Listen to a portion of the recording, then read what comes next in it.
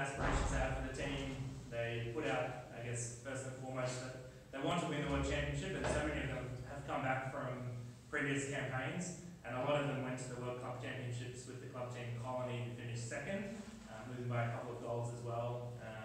And so they're very motivated to become the best in the world at the pursuit that they've chosen. And they want to do that through becoming more professional in how they approach their training and report on their training to the team, and the standards that we hold ourselves to. And they also want to embrace the community that they've come from, and this is what's fantastic. It's something that we implemented in 2016.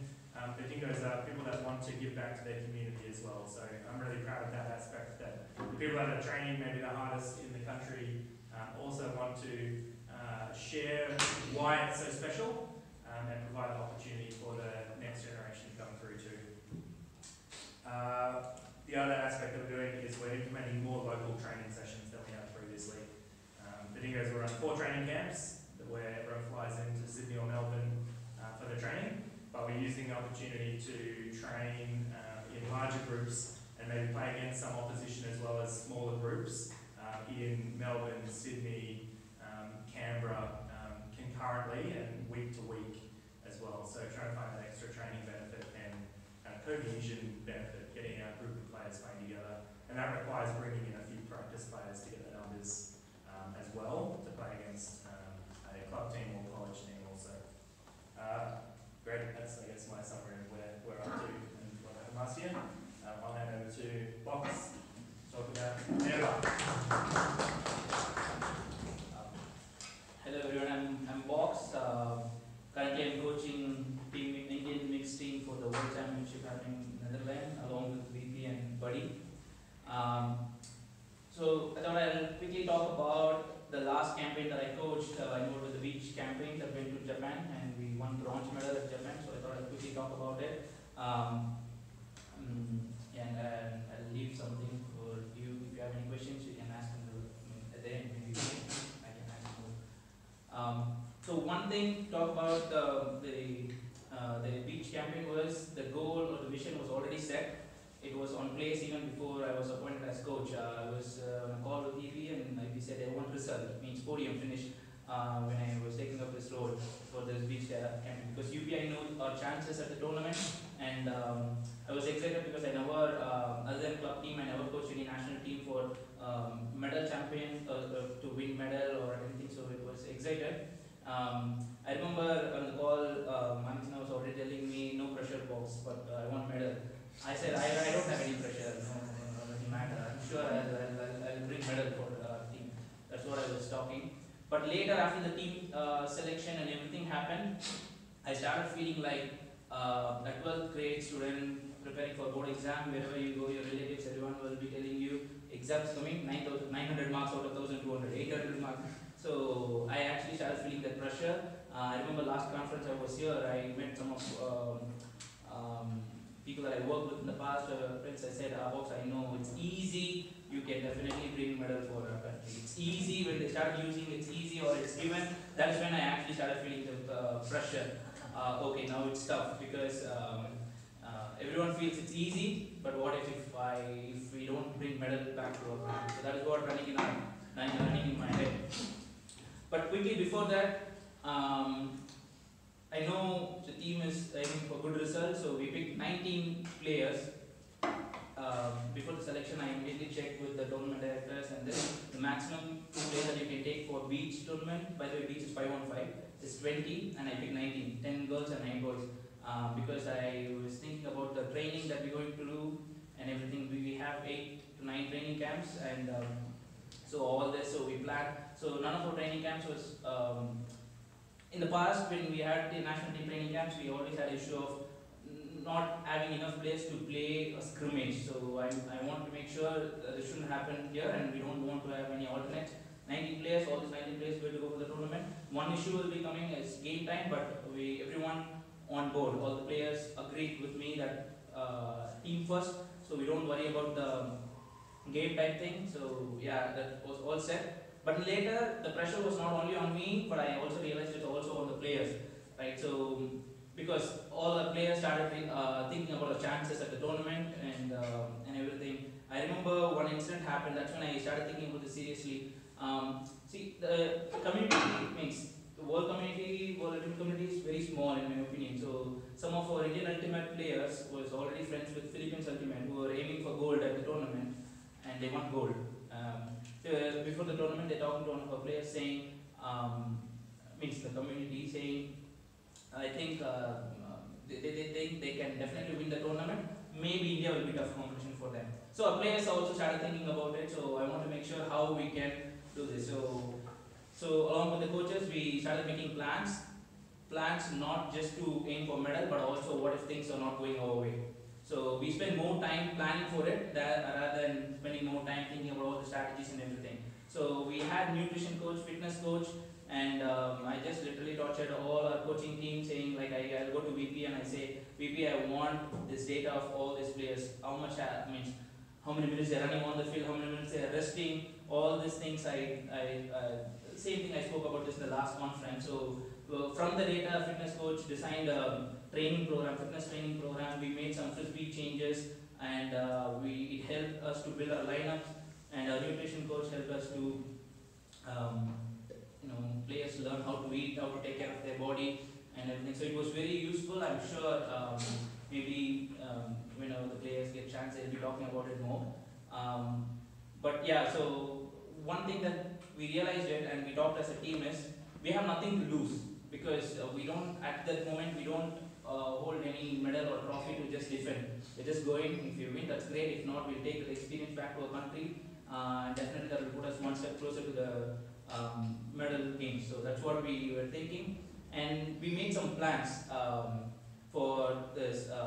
What if things are not going our way? For example, if you're winning, one thing we thought about is all we need to focus is the preparation for the tournament, because the result is not in our hand, but definitely preparation we can control. But the other thing that we also focus is the reaction for the outcome. What if we win and team is celebrating too much, and if it's going crazy, actually we thought, okay, it's okay. If it's going crazy, we can control that. We can think about it later. But what if we win and things are going wrong, right? Because we actually pushing our players to the limit and training hard, and lots of things can go bad. So during our training camps and everything, we made sure we are not focusing just only on frisbee, but we start focusing on lots of other things. Technically, we are creating lots of memory, and that's something that we thought we can take back from the. I am sure at the end of the campaign before the tournament, most of our players became very good dancers, actors, and maybe they become. We didn't have enough time to practice singing, but maybe soon. So we started started doing lots of other things. Also, we planned one training camp after the tournament, which never happened before. It was mainly planned to meet as a team. What if we didn't win medal? Because it's not just me or players talking about medals. The community is talking. Even other country is talking. Even at the tournament, same thing happened. Other coaches like, oh, India, you're at the finals, right? So these are things, conversations are happening everywhere. So we had this training camp. We made sure if you're winning, it'll be party. We'll celebrate. If not, we'll share about our experience and things. We'll take it forward, how we can do better to actually be medal gear. So that's why it's planned. And we also plan, the other thing is, what if things go wrong at the tournament? For example, let's say for 3 days you have a very good day, and before knockout situation you have a bad day, or at the knockout you lost. We don't know how team reaction will be. So we had a system called box system. So everybody in the team just wrote about, so players, coaches, all the coaches wrote about things like what we will do as a team if the situation is out of control. If we feel there is a bit of negativity and if it's affecting the team, what we can do. So all these players wrote, including the coaches, except me, because I thought I can choose the top 5 and take it to the tournament. But then I realized it was tough for me. All the suggestions was great. So I asked help from my friend Liz Haynes, who runs the BTG and everything. So she picked top 5 and she told me what are the 5 things in the box. The reason she told me is I need to be ready with the logistics if things going wrong. Right? First 3 days and why it is called box system? Because it's coach box, giving the box which has the 5 papers, and player box will pick one at the tournament. So that's why we call it as box system. And we lost in semis against Japan. And that day actually it was a lot of fun. I didn't expect the team reacted very well and everything was fun, but we thought still we realized a bit of negativity. So player box picked a paper and it was written all the buddy groups has to do the buddy group dance that we did during the training camp. So before our bronze medal game, previous night, all our players were dancing and having party even before playing the thing. So that changed the mood and we started focusing. So a small off switch helped us to focus more on the bronze medal game. And yeah, so India finished bronze with the tournament. So and we met at the last camp and captains invited photographer. We made lots of memories. We took team photos and everything. We talked about our memories. And yeah, lots of things happened. Hopefully I'll talk more about, actually I didn't talk, but hopefully I'll be here for the next conference. Definitely I'll be talking about the 2020 World Championship. Thank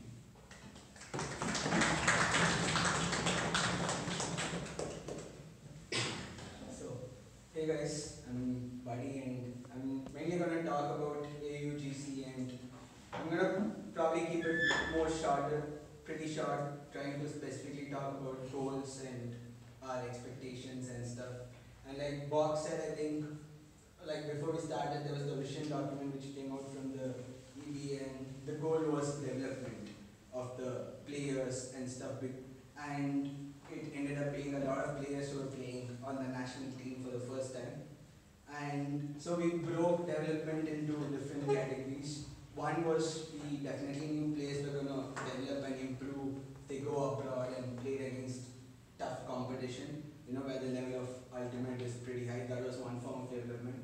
But the other thing we coaches focused on a lot was inculcating best practices and specifically like a lot of systems and building the professionalism aspect of it.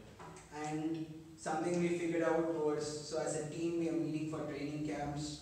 So the team was decided in December, team was picked in December and our tournament was in July. So we had like a 6-month period. Probably in this 6 month we are meeting for training camps for 20 days roughly if you take all training camps together. But the majority of the time is spent individual training or training with same city players. So we focused a lot on training other than training camps, trying to just build practices and just setting up systems. So at the start it was just like some minimal things which players had to do.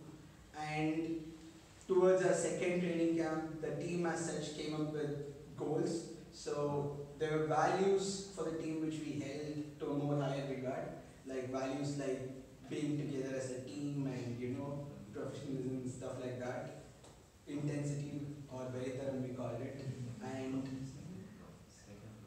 we also said there was some we set one result oriented goal which was probably to finish in the top 8. So at that time we thought like probably like 20 odd teams are going to participate because by then they had opened the tournament to club teams as well.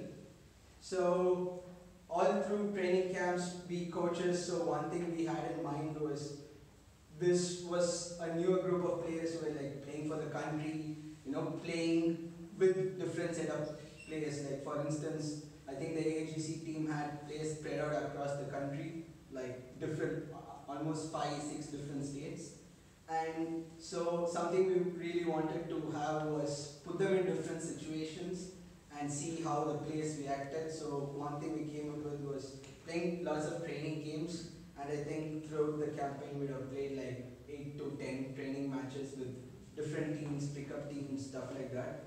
8 to 10 different scrimmages. So that was a big experience for the team, for the coaches as well, to understand how the players reacted to different situations and stuff. And so that was by the time our last training camp finished at Surat, I think, one other important thing which we focused on a lot was again team bonding, mainly through different activities, dancing, different things, memories, games and stuff. A big reason being we wanted it to be a good memory for the players to take back at the end of 6 months. They're putting a lot of things into it, so we wanted it to be a really good memory, and that was one of our bigger focuses.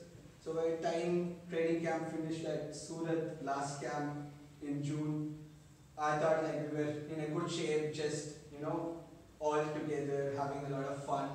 And as far as the players' mood went, they were all very excited. A lot of them were probably flying for the first time, traveling out of India for the first time, playing an international tournament.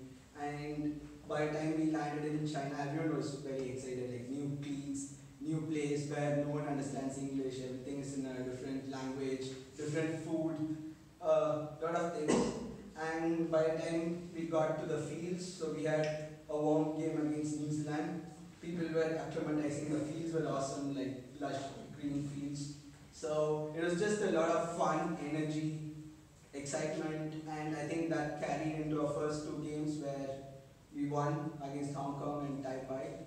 And then we had this game against Malaysia where the team as such later felt that it was a game we could have won, but we lost the game probably because we didn't adapt to different things. So there were this technical side of it, but probably something we did well, or which I think helped the team, was we had like a longer reflection meeting after the game. We usually have these meetings after we go back to the dorm, but probably that day we had it at the ground, just sitting around and talking. And there a lot of players talked about the different emotion, different things they were feeling, because from the player side they were all coming into it with a lot of excitement, a lot of expectations and fun. And when for the first time things go down south or the way they didn't expect it to, it was probably a wake-up call for a lot of them. And as coaches, it gave us different perspective.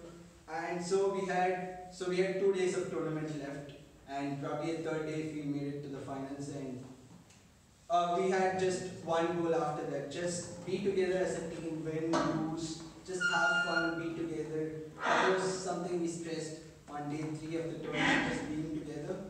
And I think we played a game against Philippines on day 3, which was actually we lost the game, but I thought like we played really well, and it was a big change from how everyone was the previous night. So that was a stepping stone to the last day, where again everything we stressed about the previous night was just be together, we are together, and we are playing the quarterfinals against Australia.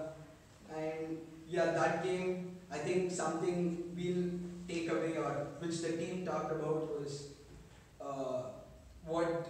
so in the Spirit Circle, the coaches were not a part of the Spirit Circle, so the team finished the Spirit Circle, and I think the captains came up and said in the team huddle that one of the most experienced Australian players said they've never seen a team play with so much heart for full 90 minutes. And I think that was something we took forward a lot going into the subsequent games. And that day we had 2 other games: the semis against Philippines, where I thought we performed really well, way better than the first game. But yeah, they were good and they won the gold in the tournament.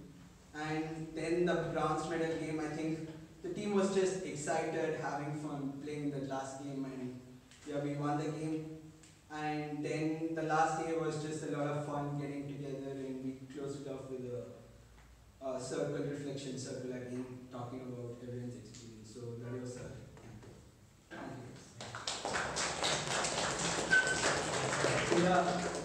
any questions? I guess we are opening the floor to questions and whatever you guys want to talk about, any of us.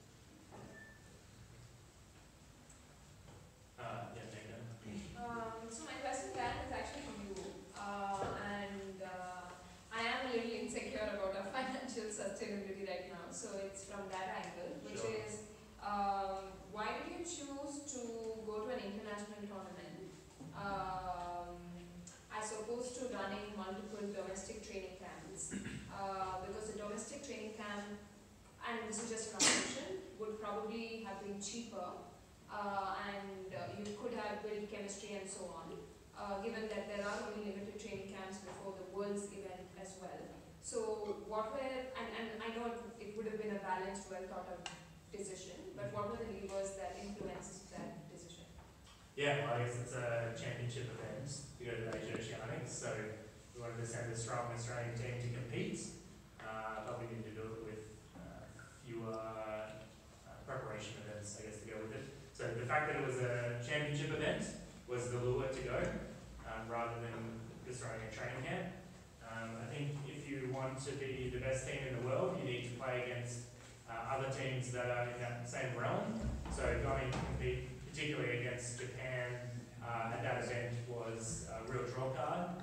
And we thought, I guess, about the campaign as a whole, that the Asia Oceanic event was the lead into the World Championship event.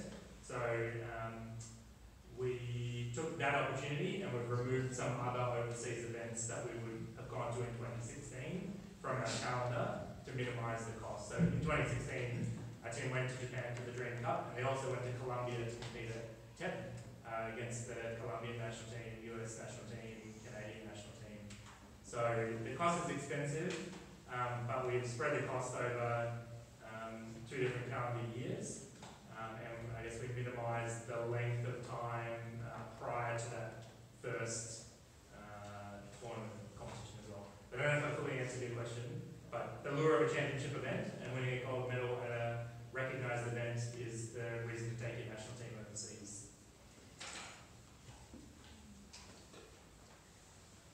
Yeah, so I've got a question for Dan. So during your talk, you said that in Australia you sent selectors to different national level events to view the players, and you had a selection after that. So was that an open selection or was that an invite-only selection? Invite only. Invite only. And did you only call the people who were going to play, for example, say your ultimate team squad size was 24? For Asia Oceanic, 20. 20. So how many people did you invite for the sectionals, for the selections? Yeah, so we were running concurrent men's, women's mixed selections, all on one weekend. So it's quite complex, but we'll have a panel of selectors that are selecting male athletes for mixed and men's teams. Okay. So there's head coach of each of the 3 teams. Then 2 selectors that are also helping select the men on the mixed and the men's team. Then we have 3 selectors that were assisting the head coaches, mixed and women, female players. So they deliver the event. Head coaches largely run the content, but the selectors are watching. In terms of getting that event to run predominantly game-based, we normally try to invite 2 times the number we want to select. So if we want a team of 20, we try to invite 40, 42 to come to the camp. So I think we might have had around about that number of people competing in our event. So the total number would have been about 120 players and 3 groups of 40. And do the players have a say in which? Yes. Yeah, so we put out a form prior to the camp. So we call this model the player preference model rather than a tiered model. Maybe I'll explain the tiered model first. So what we've traditionally done is select the men's and women's teams first, mixed team second. So everyone tries out for men's, women's. If the players don't make it, those players then try out again on another weekend for the mixed. That approach is a little bit more straightforward in terms of how the selectors run it, but it also shows that the 3 teams aren't valued equally and aren't of the same strength. So what we've done is reshuffled to show that all 3 teams are equal, all are representing Australia at the pinnacle event.